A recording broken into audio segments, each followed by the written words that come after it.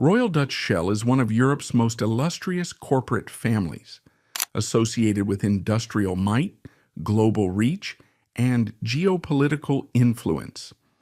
Unlike a dynasty of blood, this dynasty was forged in a 1907 alliance between two rival founders, Marcus Samuel, the British Jewish merchant who founded Shell Transport and Trading, and Henri Deterding, the ruthless Dutch industrialist who led Royal Dutch Petroleum. Their origins were remarkably in seashells. The Samuel family imported exotic shells from Asia, but by 1907, this shell company had merged with its Dutch rival to challenge John D. Rockefeller's Standard Oil, eventually controlling a vast empire of tankers and pipelines. For over a century, the Shell family shaped the energy industry, acting as a pillar of the world-dominating Seven Sisters cartel. Their physical imprint is the iconic Pectin logo, recognized globally.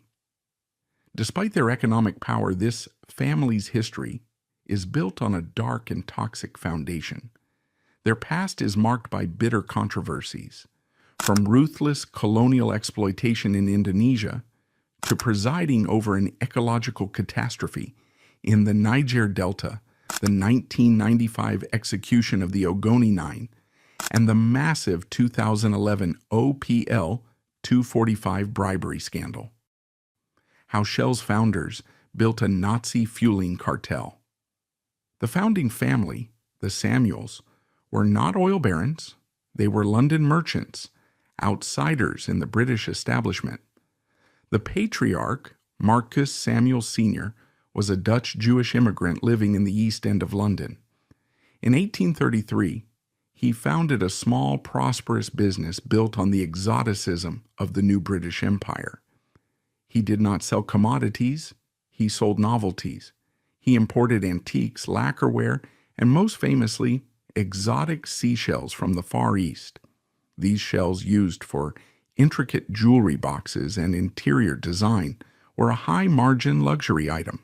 His small shop on a London wharf was simply the Shell Shop. This was the humble, literal origin of the Shell name. When Marcus Sr. died in 1870, he left this trinket business to his two sons, Marcus Samuel Jr. and Samuel Samuel. The sons were not like their father. They were not shopkeepers. They were ambitious, global-minded capitalists.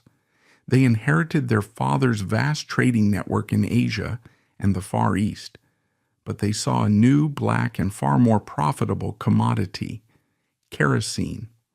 In the late 19th century, kerosene was the light of the world. It was the fuel of the Second Industrial Revolution, lighting the lamps of every city from London to Tokyo. But the global kerosene market was dominated with absolute monopolistic brutality by one American company, John D. Rockefeller's Standard Oil Rockefeller, as detailed in Ida Tarbell's famous exposé, controlled over 90% of the American oil market. But his true global dominance came from logistics. He had perfected the blue barrel, a standardized 5-gallon oak and iron barrel painted blue. He shipped millions of these barrels, which were expensive, leaky, and dangerous, all over the world. His control of shipping and railroads was so total that no one could compete. Marcus Samuel Jr., the outsider, saw an opportunity to break this monopoly. He, like his father, was a master of the Far East trade. He knew this was Rockefeller's most vulnerable and most profitable market. He just needed two things: a non-Rockefeller source of oil and a cheaper way to transport it. He found the first in the oil fields of the Caspian Sea. He traveled to Baku and saw the vast untapped reserves of Russian oil, an operation financed by another great Jewish banking dynasty, the Rothschilds.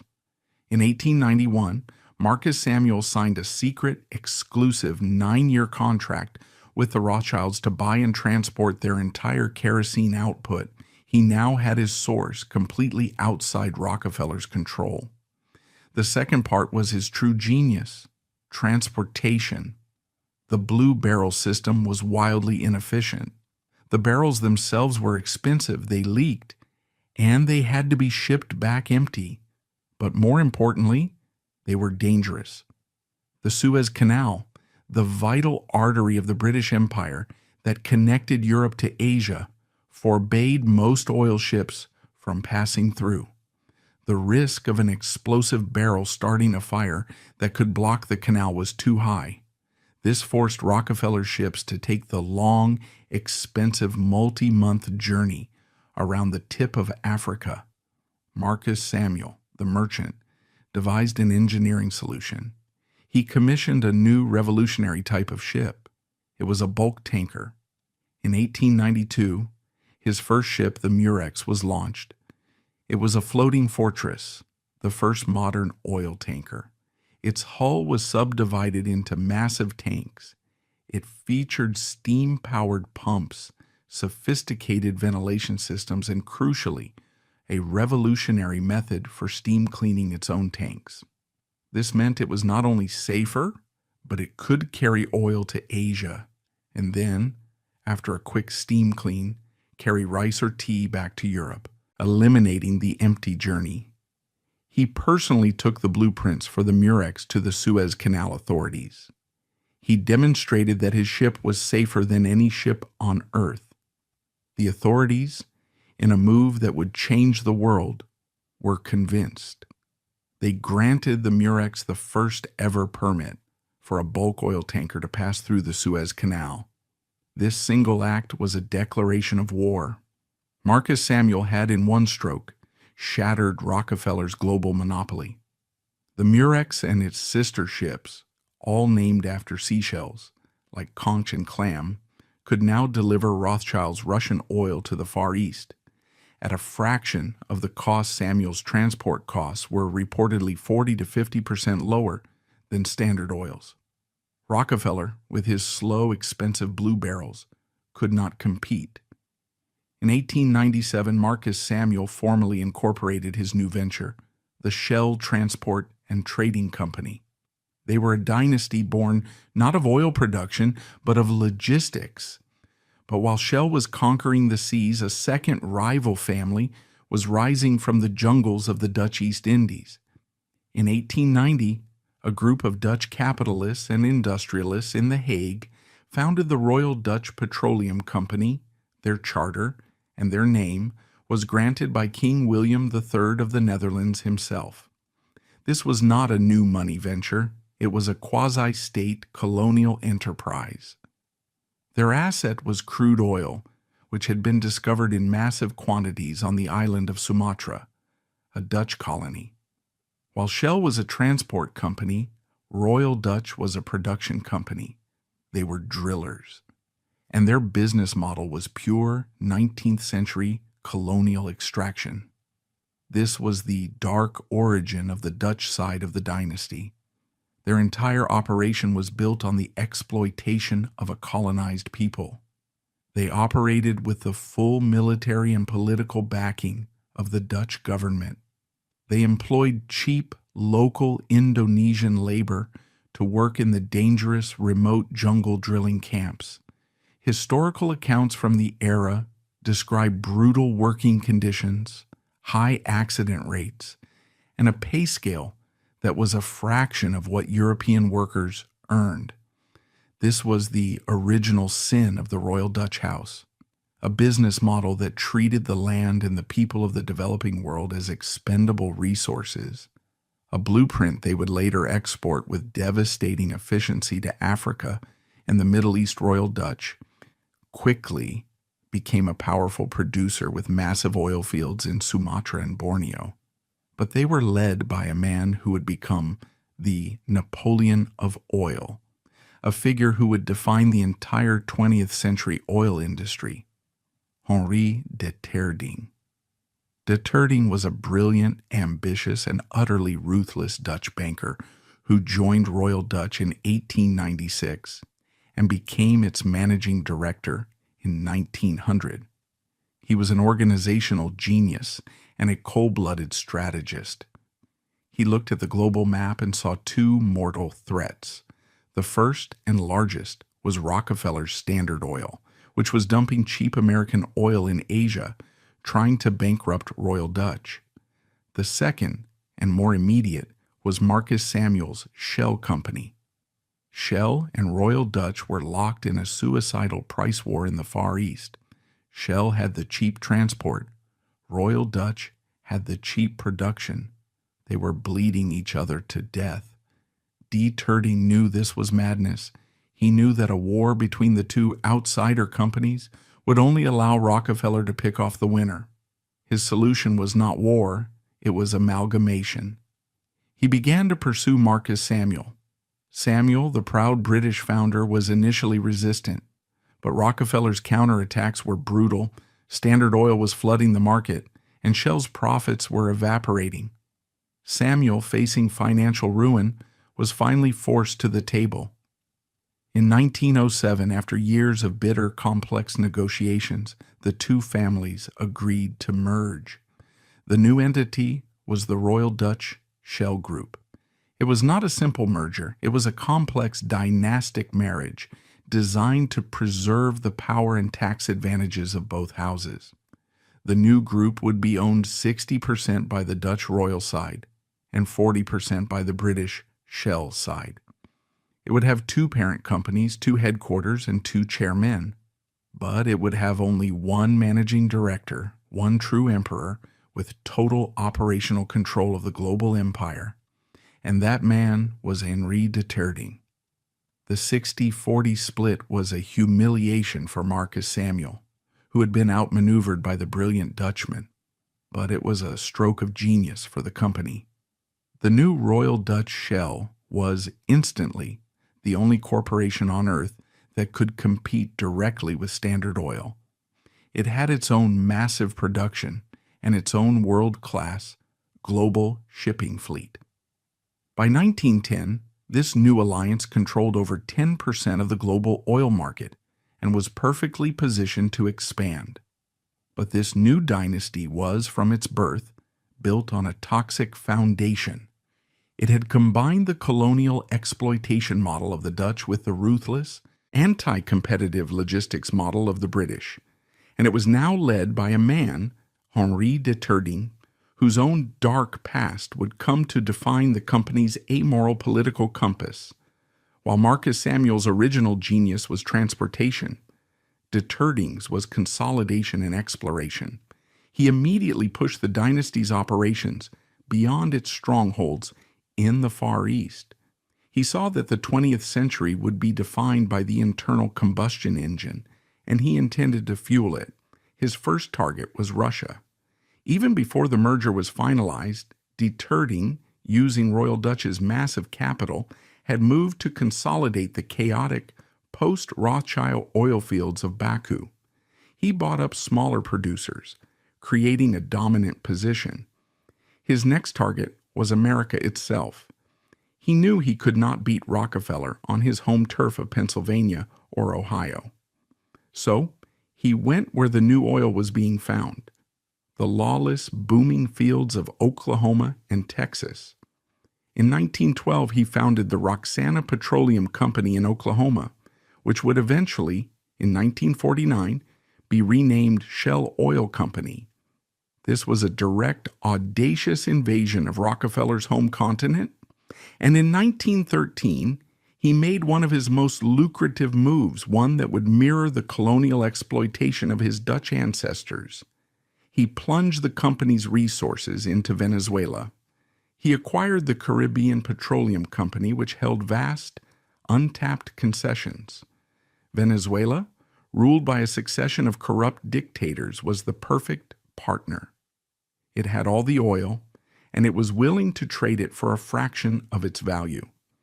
The Shell dynasty's subsequent operations in Venezuela, particularly around Lake Maracaibo, would become one of its greatest cash cows and a source of profound environmental and social controversy, a first draft for what was to come in Nigeria.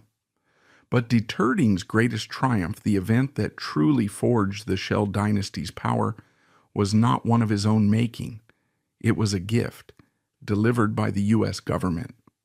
On May 15, 1911, the U.S. Supreme Court, in the landmark case Standard Oil Company of New Jersey versus United States, ruled that John D. Rockefeller's empire was an illegal monopoly in restraint of trade and violated the Sherman Antitrust Act.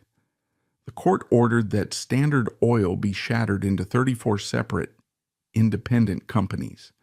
For Henri de Terding, this was the single greatest event of his life. His only true global rival, the dragon he had spent his entire career fighting, had just been slain for him by its own government. The breakup of Standard Oil created a global power vacuum. The 34 new baby standards were forced to compete with each other, their integration broken, their global network in chaos deterring, at the head of his single vast vertically integrated global entity, pounced. Vertical integration was the dynasty's core business strategy. While the baby standards were now fragmented, one company owning the wells, another the pipelines, another the refineries, Royal Dutch Shell owned everything. They owned the exploration teams that found the oil in the jungles of Borneo and Venezuela. And, increasingly, they owned the gasoline stations in cities from London to Shanghai. Marked by the iconic red and yellow pectin Shell logo, this was a closed loop. Shell could control the price and the profit at every single step, from the ground to the gas tank. This model, which Rockefeller had pioneered and the U.S. government had just destroyed, was now Shell's unique global weapon. With Standard Oil shattered, de Terding now moved to ensure that no such free market chaos would ever challenge him again. He would not just build an empire, he would build a cartel. His golden age was the 1910s and 1920s.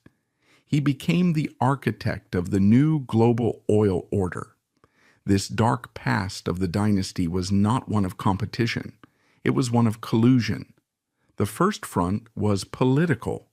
De Terding understood that oil was not a commodity. It was an instrument of geopolitical power. He moved to make his dynasty indispensable to the British Empire.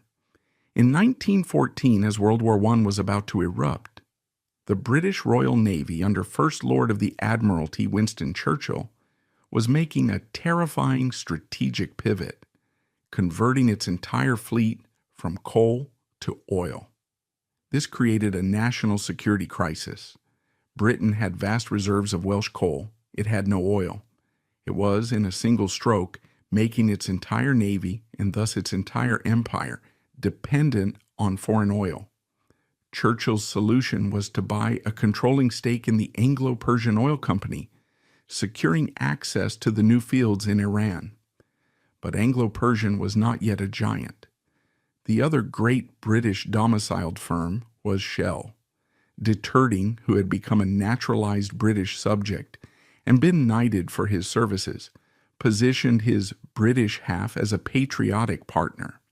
He effectively lobbied the British government, ensuring that his dynasty would be a primary and trusted supplier to the Royal Navy. He was locking in the most powerful military customer on earth. His second and more secret act of collusion was with his rivals. The old world of Standard Oil was gone. The new world would be run by a committee of kings. This committee would become known as the Seven Sisters, the seven great oil companies that, for the next 50 years, would control the world's oil supply. They were Shell, BP, Exxon, Mobil, Chevron, Gulf, and Texaco. Henri de Terding was the unofficial chairman of this new global cartel. The most famous and most audacious example of this collusion was the battle for the Middle East. After World War I, the Ottoman Empire was dismembered and its oil-rich provinces were seized by the British and French. De Terding, along with the heads of the other sisters, knew that a price war over these new fields would destroy their profits. His solution was to eliminate competition entirely. In 1928, after years of complex secret negotiations, Duterte and his rivals met.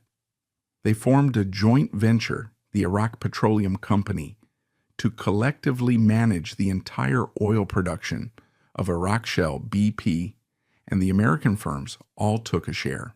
They had created a monopoly. To formalize this, they allegedly held a famous meeting. According to legend, one of the partners, Calouste Gulbenkian, took a red pencil and drew a line on a map of the now defunct Ottoman Empire.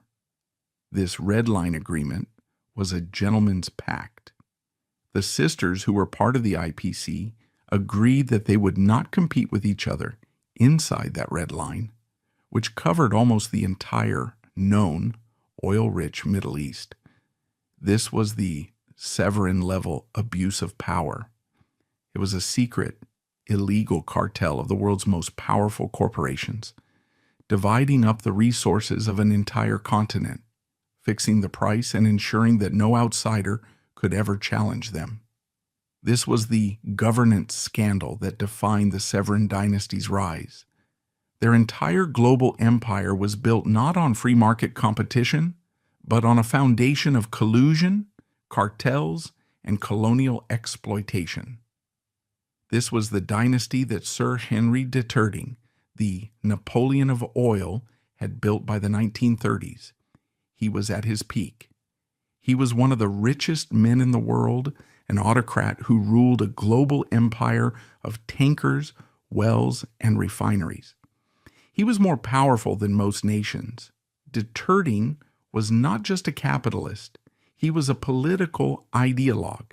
He was a rabid, obsessive anti-communist. He had seen his firm's new oil fields in Russia seized by the Bolsheviks after the 1917 revolution. This loss radicalized him. He became convinced that Bolshevism was a global plague that must be destroyed at all costs. This obsession led him, in the 1930s, to a fatal conclusion. He began to see Adolf Hitler's Nazi Party as the great bulwark against the Soviet threat. In 1934, Duterte, then one of the most powerful men in the world, personally met with Hitler. He began to use Royal Dutch Shell's vast resources to support the Nazi regime. He sold massive quantities of oil to Germany on favorable credit terms, allowing Hitler to fuel the rearmament of his air force and his tank divisions. This was not a secret. It was a public scandal.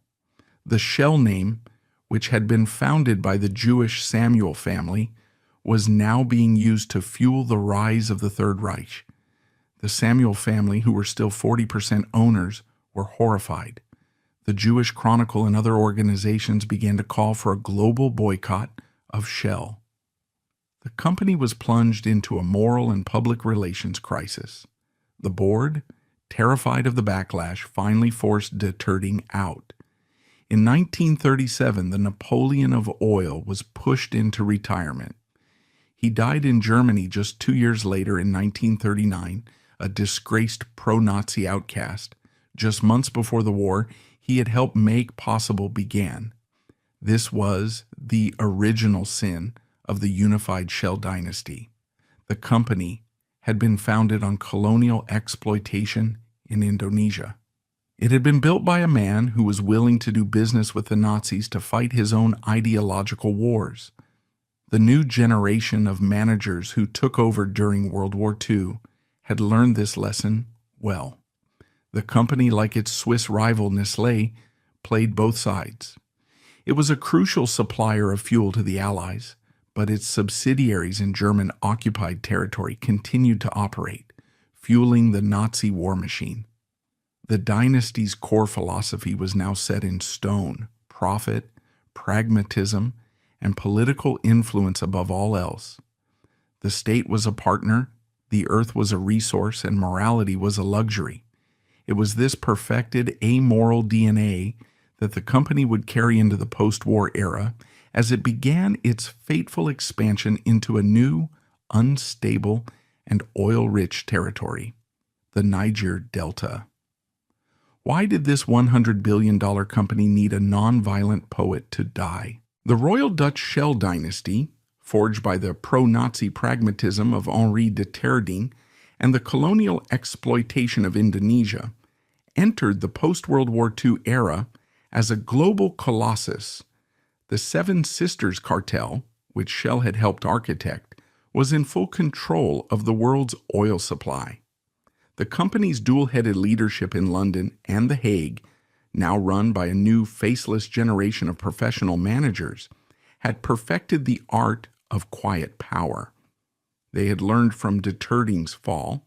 Their new strategy was to be publicly apolitical, while privately embedding themselves with any government, democratic or despotic, that could guarantee them access to crude. Their grandest, most profitable, and most catastrophic partnership was with the nation of Nigeria. In 1956, just before Nigeria's independence, Shell BP struck oil at Oloibiri in the Niger Delta. The discovery was not just a new oil field, it was a new paradigm. The Niger Delta was a vast 40,000 square kilometer wetland, a delicate, complex ecosystem of mangrove forests, rivers, and creeks that was home to over 30 million people from dozens of distinct ethnic groups. For centuries, these peoples, like the Ogoni, had lived as subsistence fishermen and farmers, their entire culture and livelihood dependent on the clean water and fertile land. Shell's arrival was an alien invasion, and they brought with them the same colonial business model they had perfected in Indonesia. Maximum extraction for minimum cost. They formed a joint venture, the Shell Petroleum Development Company, in which the Nigerian state, through the Nigerian National Petroleum Corporation, or NNPC, was the majority partner. This was a brilliant, cynical strategy. It was not Shell operating in Nigeria, it was Nigeria itself. This structure gave Shell a political shield. Their partner in profit was the government. This meant that any attack on Shell's operations, any protest, any lawsuit, any demand for cleanup was not an attack on a corporation. It was an act of sedition against the state. The oil boom of the 1970s, fueled by the OPEC crisis, turned Nigeria into one of the world's most important producers, and Shell was its king. By the 1980s, the SPDC, operated by Shell, was pumping nearly 1 million barrels of oil a day, accounting for over 50% of Nigeria's entire oil production. The Shell dynasty and the corrupt military dictatorships that ran Nigeria grew fantastically rich. The Nigerian people did not. The curse of oil was not just a metaphor, it was a physical reality. The Niger Delta, the homeland of the Ogoni and other tribes, was being systematically poisoned on an industrial scale. This was not the result of a single Exxon Valdez-style accident. It was the result of a deliberate, decades-long business decision to prioritize profit over safety. Shell's infrastructure in the Delta was, by the 1970s, already aging. The pipelines that crisscross the region, running directly through villages, farms, and rivers, were corroding, rusting, and poorly maintained. Instead of investing billions to replace and modernize this network, Shell's managers in London and The Hague made a simple cold calculation. It was cheaper to let them spill, and they spilled constantly. The United Nations Environmental Program, in a 2011 report, would later provide the horrifying statistics. They found that from 1976 to 1991 alone, Shell's operations in the Niger Delta had spilled an average of 16,000 metric tons of crude oil per year. To put that in perspective, the Exxon Valdez disaster, which shocked the world, was a single spill of 37,000 tons. The Shell dynasty was, in effect, perpetrating an Exxon Valdez every 2 years for 30 years. This was a slow-motion ecocide. The 40,000 square kilometers of the Delta one of the most biodiverse regions on Earth, were transformed into a toxic black land.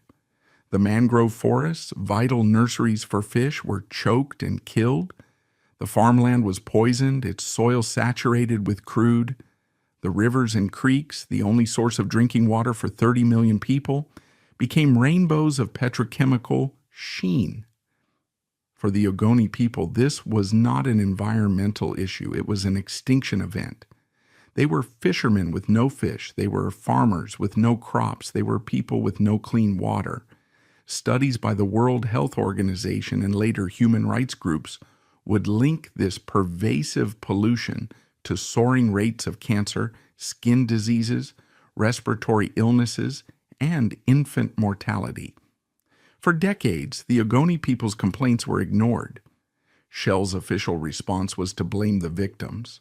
The company's PR department consistently and often falsely claimed that the vast majority of the spills were not due to their own corroding, poorly maintained pipelines, but to sabotage and theft by the local population. By 1990, the Ogoni people had had enough, and they found their voice in one of the most compelling and charismatic leaders of the 20th century, Ken Saro-Wiwa. Saro-Wiwa was not a militant. He was an intellectual. He was a celebrated author, a poet, and the creator of Nigeria's most popular television sitcom. He was a wealthy, sophisticated man who had for a time served in the government.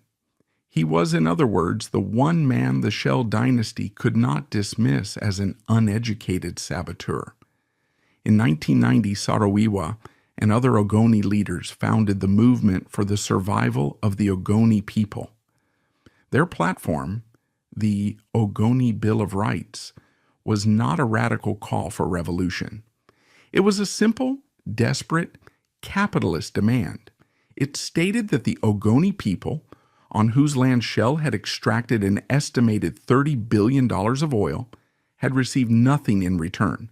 No schools, no hospitals, no electricity, no clean water, and had in fact been left with only a poisoned landscape.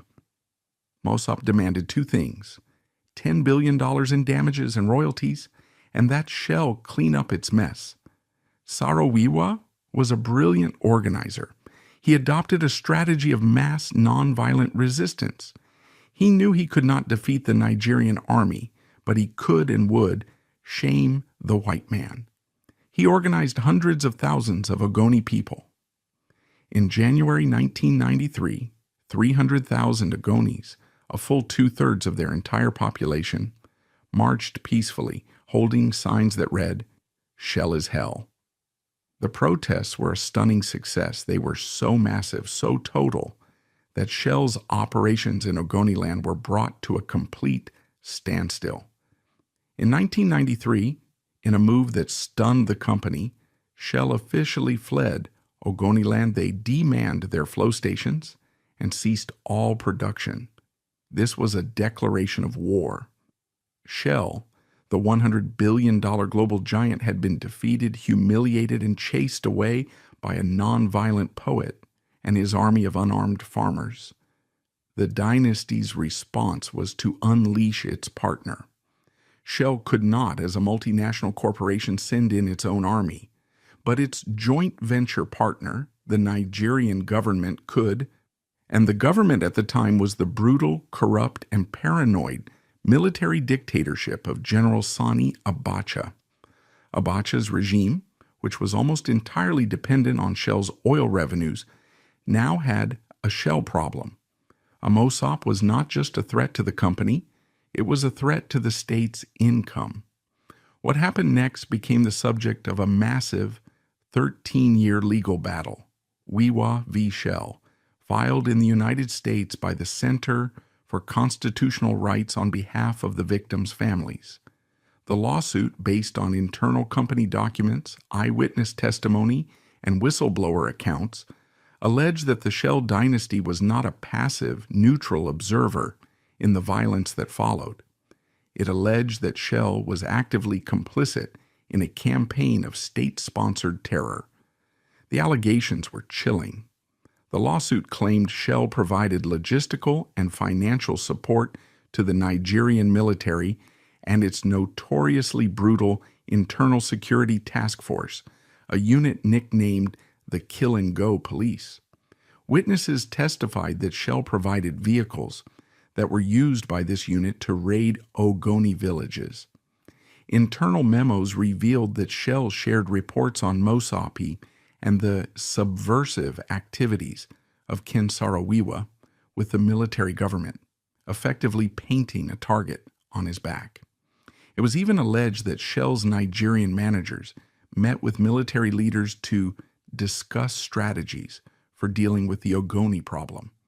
Shell has, for decades, denied all of these allegations.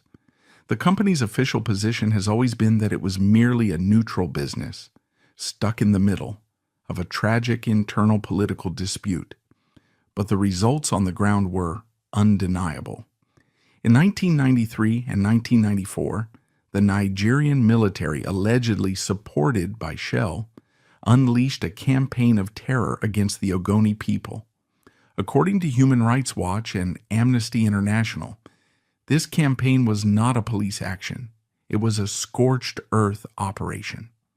Soldiers swept through Ogoni land, burning villages, systematically raping women, and summarily executing Mosapi supporters. A 1999 Human Rights Watch report estimated that over 2,000 Ogoni were killed in this crackdown. Then, in May 1994, the Abacha regime found its pretext: a group of 4 conservative Ogoni chiefs who were seen as pro-Shell were murdered by a mob of Ogoni youth. The circumstances were, and remain, mysterious. Ken Saro-Wiwa was not even in the village at the time. He was actively campaigning against violence. The Abacha government, however, did not care. They immediately arrested Ken Saro-Wiwa and 8 other Mosop leaders. The Ogoni 9, as they became known, were charged with inciting the murders. The trial that followed, held before a secret special military tribunal, was a farce. It was a show trial. The prosecution's witnesses were later proven to have been bribed by the government, with witnesses later testifying in the U.S. lawsuit that Shell representatives had been present when these bribes were offered. The international community was outraged. Amnesty International declared the Ogoni 9 prisoners of conscience. The world knew this was a political assassination, a judicial murder. This was the Shell dynasty's critical moment. The company, and only the company, had the power to stop it. The Abacha regime was a pariah state, and Shell's oil revenue was its only lifeline. A single public statement from Shell's board in London, a threat to review its operations or halt production, unless Saro-Wiwa was given a fair civilian trial, would have almost certainly saved his life. The world waited. Human rights groups, the Pope, the British government, and the U.S. State Department all pleaded with Shell's leadership to intervene. The Shell dynasty, led by its board, did nothing. Their response was a chilling masterpiece of corporate speak. They issued a statement saying they would not interfere in the sovereign legal processes of a nation. They claimed that quiet diplomacy was the only way this silence was, in the eyes of the world, active complicity. Shell, which had allegedly provided the vehicles that terrorized the Ogoni, was now providing the political cover that would allow their leader to be hanged on November 10th, 1995. Ken Saro-Wiwa and the 8 other Mosop leaders were hanged by the neck by the Nigerian military government. The execution was reportedly botched. Saro-Wiwa had to be hanged 5 times before he died. His reported last words, as he was led to the gallows, were a direct curse on his executioners. "Lord, take my soul, but the struggle continues." The Shell curse was now literal. The Royal Dutch name, a symbol of European industry, was now, in the global press, the face of a corporate executioner. The international outrage was instantaneous and total Nigeria was suspended from the Commonwealth. Shell was, for the first time, a global pariah. Greenpeace and Amnesty International launched a global boycott of Shell products. Boycott Shell became the rallying cry of the new rising anti-globalization movement. The Financial Times reported a 5% drop in sales in Europe as consumers abandoned the brand in disgust. The Shell dynasty was shattered. The Shell name, born from a peaceful Victorian seashell, was now synonymous with corporate murder, ecocide, and a dead poet. The company's family response was a slow, decades-long, multi-billion-dollar damage control operation. In 2009, after 13 years of legal warfare, Shell finally agreed to settle the Wiwa v. Shell lawsuit out of court. They paid $15.5 million to the families of the Ogoni Nine. But in a classic cynical legal move, the settlement included no admission of responsibility. The money was a humanitarian gesture, they claimed, not a confession. Simultaneously, they ramped up their philanthropy. The Shell Nigeria Community Development Fund, which had existed for years, became a high-profile $100 million a year PR machine, building schools, hospitals, and water projects. But critics, including Amnesty, dismissed this as blood money, a cynical attempt to greenwash a legacy of murder and buy the silence of a new generation. The legal battles, however, did not stop. In 2021, in a landmark historic ruling, a Dutch court in The Hague finally broke the Shell dynasty's legal firewall. The court ruled in favor of 4 Nigerian farmers, finding that Royal Dutch Shell was responsible for the pollution caused by its Nigerian subsidiary, SPDC. They were ordered to pay compensation and, for the first time, to clean up their mess.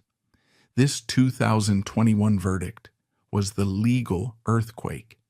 It confirmed what Saro-Wiwa had died for, that the dynasty in its palaces in London and The Hague was responsible for the hell it had created in the Niger Delta. The curse had finally, legally, come home. The $1.1 billion bribe and the Great Escape.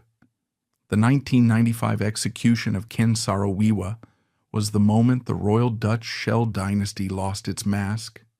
The quiet power, the civilized aristocratic veneer of the 6th great power of Europe had been ripped away, revealing the brutal colonial machinery beneath the murder of the Ogoni Nine and Shell's alleged complicity in the military terror campaign that preceded it was not, as the company claimed, a tragic political event they were stuck in the middle of. It was, as critics argued, the cost of doing business. It was the price the dynasty was willing to pay to protect its 1 million barrel a day oil flow from the Niger Delta, the $15.5 million settlement. Shell later paid to the victims' families, without admitting guilt, was seen by many as nothing more than a blood money transaction, a rounding error on a balance sheet that had profited billions from the Ogoni's land. But the Ogoni tragedy, while the most visible of the dynasty's crimes, was just one symptom of a much deeper, more systemic disease. The Shell curse in Nigeria was not a single event. It was a decades-long business model built on 2 pillars: industrial-scale pollution and state-level corruption. While the world was focused on the drama of the Ogoni Nine, Shell was engaged in a parallel and perhaps even larger scandal that exposed the true rotten core of its African operations, the OPL 245 bribery case. This was not a story of violence, but of pure, high-finance corruption. The prize was Oil Prospecting License 245, or OPL 245. This was one of the richest, most valuable untapped oil blocks in all of Africa, located off the Nigerian coast. It was a whale field, estimated to hold over 9 billion barrels of crude. The story, as pieced together by investigative journalists from Global Witness and later by Italian prosecutors, was a tale of breathtaking cynicism. In 1998, the corrupt military dictator Sani Abacha awarded the rights to this multi-billion-dollar oil block to a dummy company, Malabu Oil and Gas. The price? Just $20 million. It was later revealed that Malabu Oil and Gas was not a real company. It was a shell corporation secretly controlled by Dan Atete, who was, at the time, Sani Abacha's oil minister. He had, in effect, simply given the richest oil block in Africa to himself. When Abacha died, the deal was disputed and the OPL 245 block was trapped in a legal web. By 2011, Shell, along with its Italian rival partner Eni, wanted that block. They needed it, and they were willing to pay. The two dynasties, Shell and Eni, devised a plan they would, on paper, pay the Nigerian government for the rights to the block. In 2011, Shell and Eni transferred $1.3 billion to the Nigerian government. It was a massive state-level deal. But then, in a move that prosecutors would later call a conspiracy, the Nigerian government, acting as a laundering agent, immediately transferred $1.1 billion of that same money to the private, offshore accounts of Malabu Oil and Gas, the Shell company still controlled by the now former oil minister Dan Atete. The Shell dynasty had not bought an oil field from Nigeria. It had, as Global Witness alleged, knowingly participated in a $1.1 billion bribe, a massive payoff to a corrupt former official to secure a prized asset.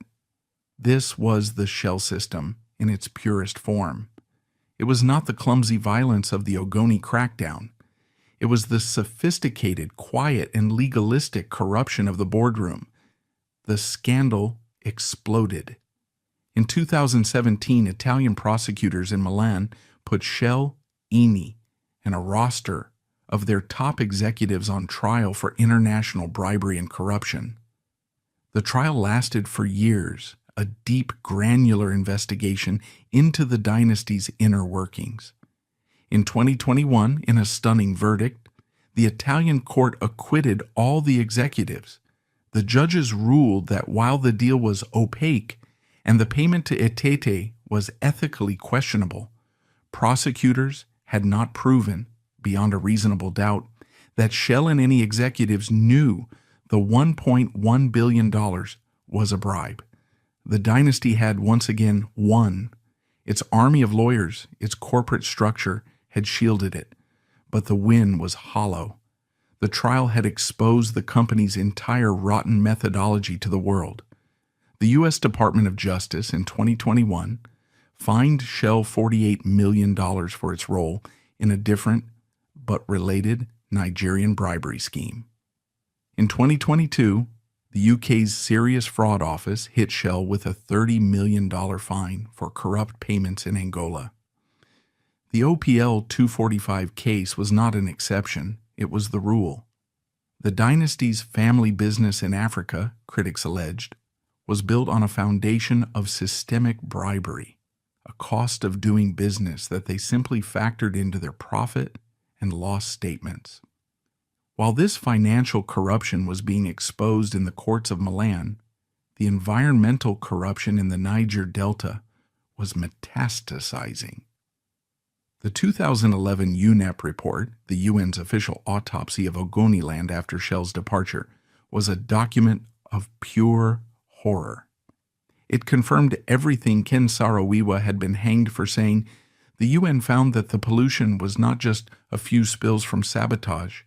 It was systemic, pervasive, and catastrophic. They found that the groundwater, the only source of drinking water for thousands of Ogoni, was contaminated with hydrocarbons at levels 900 times higher than WHO safe drinking standards.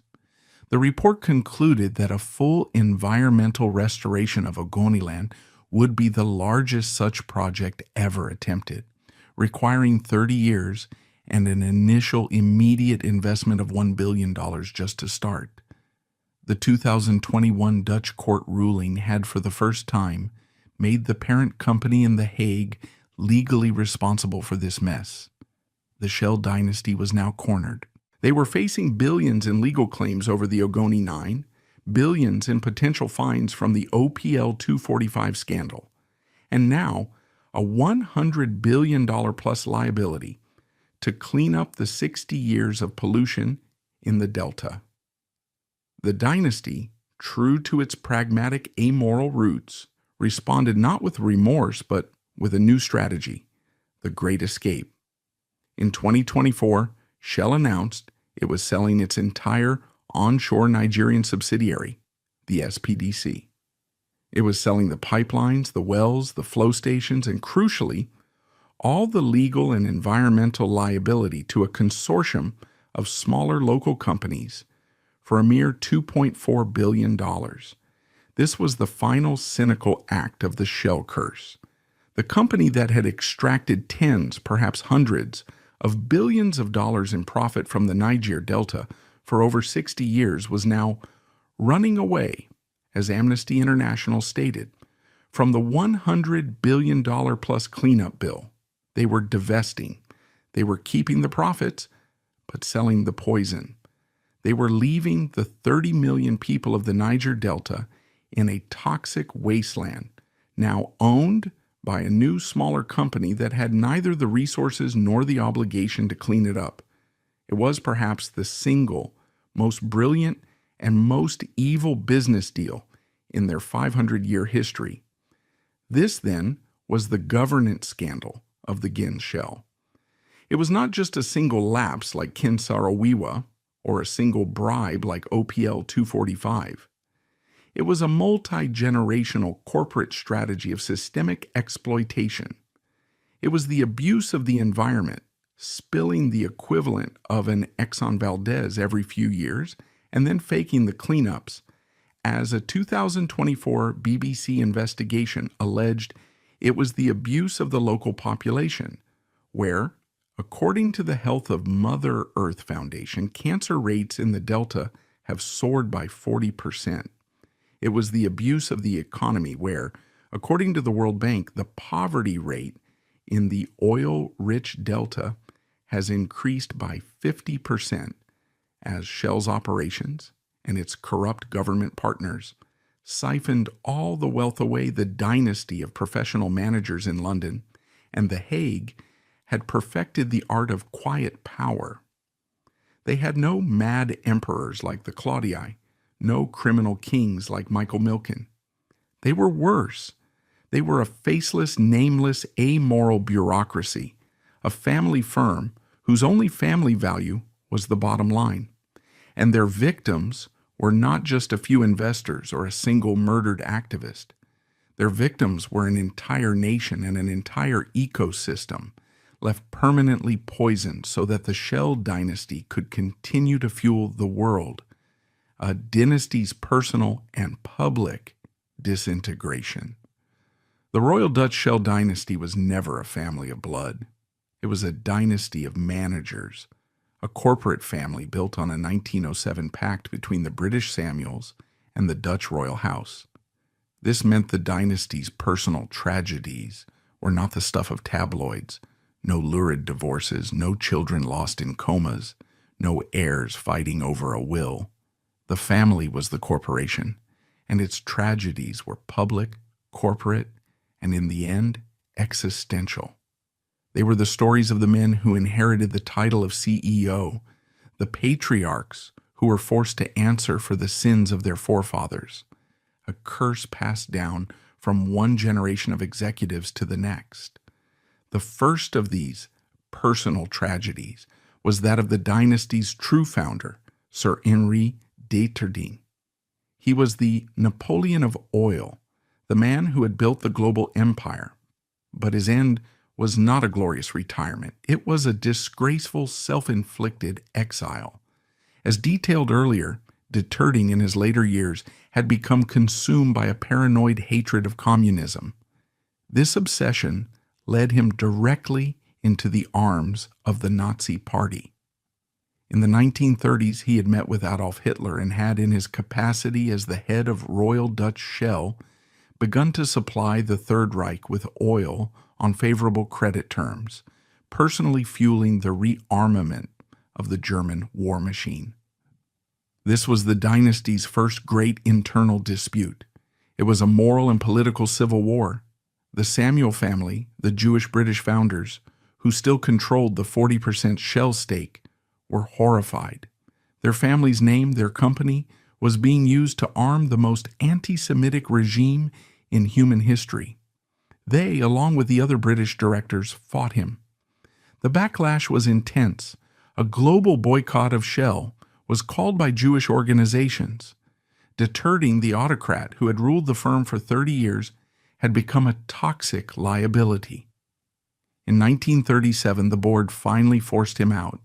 He was pushed into retirement. His personal tragedy was that he was the company, and the company had rejected him. He died in 1939 in disgrace at his estate in Germany, just months before the war he had helped make possible began.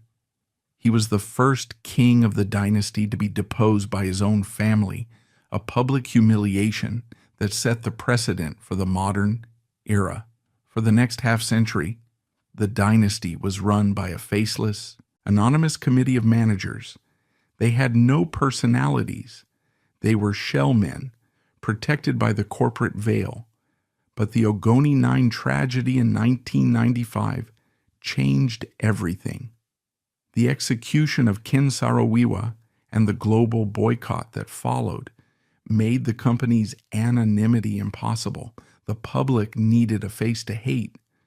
And from that moment on, the CEO of Shell was no longer just a manager. He was the public target, the man forced to personally answer for the dynasty's curse. This was the personal tragedy inherited by Ben van Beurden, the Dutch CEO who ran Shell from 2014 to 2023. He was not a robber baron. He was a polished, modern executive. But he was the man on the throne when the bill for 60 years of pollution and corruption came due. His reign was defined by a constant, brutal, and deeply personal public assault. The respect his predecessors had enjoyed was gone. He was the target of the new global climate change movement. The sins of the Niger Delta had now merged with the larger existential sin of Shell's role in causing the climate crisis. This new war was not fought with lawsuits alone. It was fought with humiliation. At the 2019 annual general meeting, a traditional stuffy corporate event, Van Beurden was met with a full-scale protest. Activists from Greenpeace and other groups stormed the building. They did not just picket, they threw paint, they unfurled banners, they glued themselves to the doors, they screamed at the executives, calling them climate criminals. Ben van Beurden, the multi-millionaire CEO, was forced to sit there, his face a mask of fury, as activists called him a monster. This was the new personal tragedy of the Shell dynasty. The king was no longer a revered, untouchable figure. He was a public villain, a man who could be pelted with paint and insults, just as the Emperor Vespasian had been pelted with turnips. But the real threat was no longer just from the mob outside. It was coming from the family inside. The internal disputes that tore the dynasty apart in the 21st century were not about morality. They were about money. The company's shareholders, the cousins and relatives of this corporate family, were in open revolt. In 2021, the activist investor fund Third Point, led by the notorious Daniel Loeb, took a massive stake in Shell. Loeb was not an environmentalist. He was a capitalist. And he saw that Shell was a dysfunctional legacy asset, much like the old money firm, Kuhn. Loeb's argument, laid out in a public letter, was that Shell was trying to be two companies at once and failing at both. It was the dirty legacy oil and gas company and a new, clean, renewable energy company. He demanded that Shell break itself up. He argued that the company should be split in two, separating the dirty from the clean. This, he argued, was the only way to unlock shareholder value. This was a profound dynastic civil war. The family was now at war with itself, arguing that its entire diversified Seven Sisters model was obsolete. The internal dispute was no longer about a pro-Nazi CEO. It was about the very existence of the 114-year-old company. While Van Beurden was fighting off the investors, he was also losing in the courts. The 2021 Dutch court ruling, which found the parent company in The Hague legally responsible for the Nigerian pollution, was a legal earthquake. But a second, even more devastating legal bomb had landed. In 2021, a Dutch court, in a landmark case brought by the environmental group Client Earth, ordered Royal Dutch Shell to cut its global carbon emissions by 45% by 2030. This was not a fine. This was a judge telling the dynasty how to run its business. It was an existential threat. The court had, in effect, declared Shell's entire 100-year-old business model, find oil, pump oil, sell oil, to be illegal. This set the stage for the dynasty's final and most humiliating disintegration. The company was under assault from all sides. Its public image was destroyed by the Ogoni legacy. Its shareholders were in open revolt. Its legal foundations were crumbling under the Dutch court rulings, and its new CEO, Wael Sawan, immediately inherited a new personal lawsuit from Client Earth, this time suing the directors personally for failing to manage the climate risk. The dynasty, cornered and bleeding, made a final desperate move. They decided to erase their own identity. In January 2022, the company announced it was abandoning its 115-year-old dual-headed family structure. It would no longer be Royal Dutch Shell, a company of two nations, headquartered in both London and The Hague. It would abandon Royal Dutch. It would flee The Hague, the very city where Henri de Terding had built his empire. It would consolidate its entire operation in London and rename itself simply Shell plc. This was not a simple corporate simplification.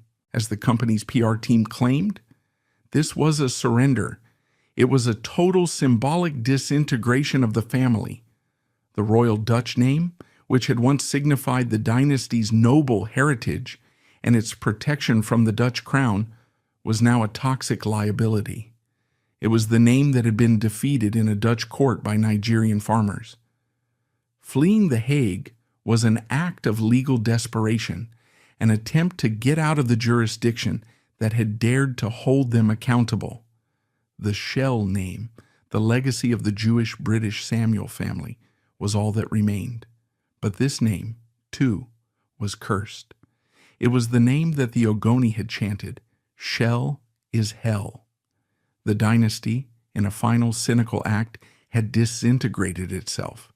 It had killed its own Royal Dutch half, abandoned its Dutch home, and become a single streamlined British entity, hoping that by changing its name and its address, it could escape its own past. This was the family's ultimate response to the personal tragedies of its leaders. When Henri de Terding was disgraced, he was retired. When Ben Van Beurden was humiliated by protesters and defeated in court, the company itself retired its own identity. But this corporate shell game was paired with its other classic family response, philanthropy. The dynasty had always used its charitable arms to wash its reputation. The Shell Foundation, established in 2000, was the modern, sophisticated version of this. It spends $50 million a year on good works, primarily funding sustainable energy and development projects in Africa and Asia. This is the final perfect irony of the Shell curse. The corporate arm of the dynasty, Shell plc, spends its billions bribing officials in Nigeria and polluting the Niger Delta. And then, The charitable arm of the dynasty, the Shell Foundation, spends its millions giving aid to the very same poor African communities that the corporate side has just exploited. The disintegration of the family was not a death. It was a rebranding. They had sold their Nigerian liability to a smaller company, washing their hands of the $100 billion cleanup. They had erased their Royal Dutch name to flee the Dutch courts, and they had polished their charitable foundation to cover the whole operation in a green sheen. The family was and is a machine. It feels no guilt. It has no tragedy. It just has a balance sheet. It has adapted, shed its old skin, and continues, as it has for 120 years, to profit from the killer inventions and the dark extraction that defined its founders, leaving a legacy of social and environmental ruin in its wake. The final verdict on a 120-year crime. The Royal Dutch Shell dynasty, a corporate family built on a 1907 pact, was a machine designed for one purpose: to find, extract, and profit from oil. But this simple industrial goal was, from its inception, entangled with a darker, more complex mission: the exercise of geopolitical power. The Shell curse, as critics call it, is not just about environmental spills. It is about the dynasty's century-long history of operating as a shadow state, a corporate empire that allegedly toppled governments, bribed officials, and used its vast wealth to silence its enemies. This is the dark past that has led to a web of persistent conspiracy theories. These are not just the whispers of internet forums. They are the formal allegations in courtrooms, the conclusions of investigative journalists, and the deep suspicions of entire nations. The central question of the Shell legacy is not, did they pollute? That is a proven, quantifiable fact. The question is, are they just a corporation, or are they a criminal enterprise? The most potent and damning conspiracy is the one that is most plausible: that Shell did not just allow Ken Saro-Wiwa to be killed, they actively orchestrated it. The official family narrative, the one Shell has maintained in court for 30 years, is that they were a neutral party. They were a simple commercial enterprise, stuck in the middle of a tragic internal political dispute between the Ogoni people and the Abacha military dictatorship. They claimed they practiced quiet diplomacy to try and save Saro-Wiwa, but that their interference would have been inappropriate. The evidence, as presented in the Wiwa v. Shell lawsuit and chronicled by groups like Human Rights Watch and Amnesty International, paints a far more sinister picture. This narrative suggests that Shell, furious at the Mossop protests that had cost them their Ogoniland profits, had moved from partner of the state to handler of the state. The allegations, which Shell continues to deny, are specific.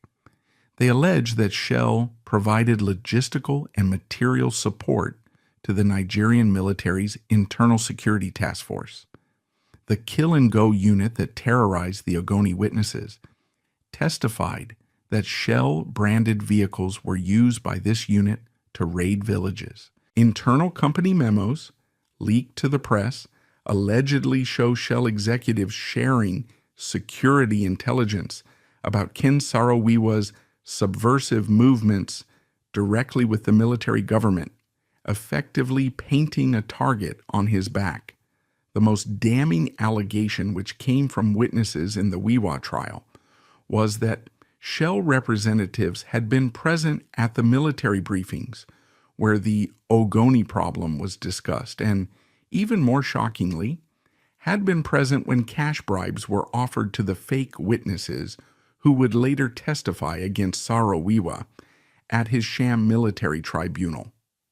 In this version of the story, Shell's silence in 1995, their refusal to use their immense economic power to stop the execution, was not diplomacy. It was collusion. It was the final quiet signature on a death warrant they had helped to write.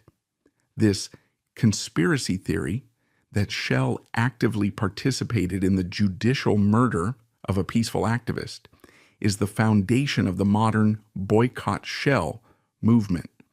This narrative of shadow power extends far beyond Nigeria. There are persistent, though less documented, rumors of the dynasty's dark past. Some historians, like those cited by Marxists.org, point to the 1950s CIAM-I6 backed coup in Iran that overthrew the democratically elected Mohammad Mossadegh.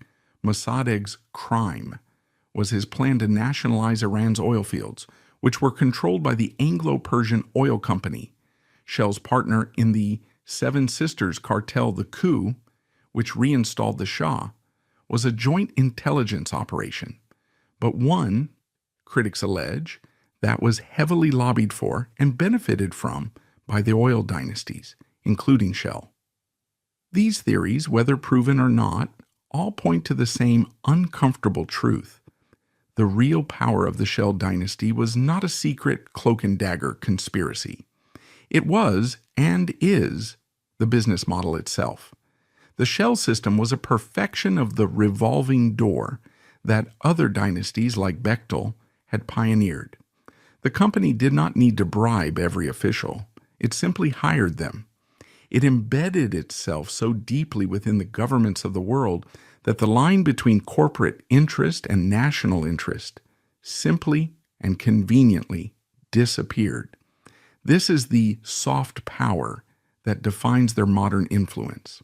While the public is focused on the hard power of oil spills and executions, Shell is waging a far more effective and more subtle war in the halls of Brussels, London, and Washington, D.C. The company spends millions of dollars every year on an army of lobbyists. Their job, as detailed by the EU Transparency Register and the U.S. Center for Responsive Politics, is to fight, weaken, and delay any meaningful climate change legislation. They lobby to protect their massive subsidies for fossil fuels. They lobby to ensure that any environmental law is filled with loopholes for carbon capture and natural gas. Their soft power is also academic. The dynasty, through the Shell Foundation and its massive corporate research budget, funds climate and energy research at the world's most prestigious universities, including MIT. This is, critics argue, a deeply cynical strategy. It allows Shell to greenwash its reputation, associating its logo with clean energy research. It allows them to co-opt the conversation, steering academic research away from stop drilling and towards technological solutions that Shell itself can profit from. And most importantly, it allows them to poach the next generation of brilliant scientists, offering them massive salaries to come and work on clean energy for the world's largest polluter. This, then, is the final verdict on the Royal Dutch Shell dynasty. The conspiracy theories that Shell is a secret cabal that murders its enemies are, as historians at Global Witness have pointed out, largely a distraction. The real scandal is not hidden. It is written in plain sight in their own court documents and financial reports. The $1.1 billion payment for the OPL 245 oil block in Nigeria was not a conspiracy. It was, as the Italian prosecutors laid out, a documented bribe funneled through a corrupt government to a shell company. The 2021 Dutch court ruling was not a conspiracy. It was the proven fact that the parent company in The Hague was legally responsible for the poisoning of Nigerian farms. The dynasty's true crime is not a single act. It is the system itself. The legacy of Marcus Samuel and Henri de Terding is a 120-year-old corporate family that has perfected the art of privatizing profit and socializing cost. They privatized the profits from the Niger Delta, extracting tens of billions of dollars.